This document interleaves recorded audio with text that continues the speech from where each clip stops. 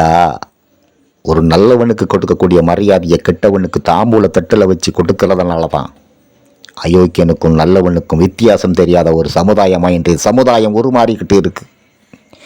நல்ல நல்ல அதிகாரிகள்லாம் மனம் முழுங்கிக்கிட்டு வேலை செஞ்சுக்கிட்டு இருக்கான். கெட்ட கெட்ட அதிகாரிகள்லாம் பணங்களை வாங்கி கருப்பு பணமாக பதுக்கி வச்சு சேர்த்து கருப்பு பணத்தை வளர்த்துக்கிட்டு இருக்கான்.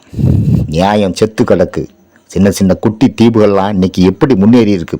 சின்ன குட்டி தீவுகள் 10 லட்சம் பேர், 50 லட்சம் பேர், 5 லட்சம் பேர் இருக்கக்கூடிய தீவுகள் கூட, தீவு கூட்டங்கள் கூட இன்றைக்கி எப்படி முதன்மையான இடத்தை நோக்கி சென்று கொண்டு இருக்கிறதுனா அங்கே ஊழல் இல்லை, லஞ்சம் இல்லை, நேர்மை இருக்குது. நம்ம 140 கோடிக்கும் அதிகமான மக்கள் தொகையை கொண்ட நாட்டில் நேர்மை செத்து கிடக்கிறதுனால தான் ஊழலும் லஞ்சமும் பெருகிட்டு இருக்கையா. இந்த ஊழலையும் லஞ்சத்தையும் நிறுத்தணும்னா நேர்மை என்ற புத்தகத்தை ஒவ்வொரு பள்ளிக்கூடத்திலும் சொல்லிக் கொடுக்கணும், பாடம் ஆக்கணும். நேர்மைனா என்ன, நேர்மைனா எப்படி வரணும், நேர்மை எப்படி வளர்க்கணும் அப்படிங்கிற ஒரு சித்தாந்தத்தை, நேர்மை என்ற ஒரு புத்தகம் மாணவர்களுடைய கையில் இருக்கணும் ஐயா. அன்னைக்கு தான் அந்த சமுதாயம், இந்திய சமுதாயம் முன்னேறுகின்ற சமுதாயமாக, வளர்ச்சியடைந்த சமுதாயமாக உருவாகும்.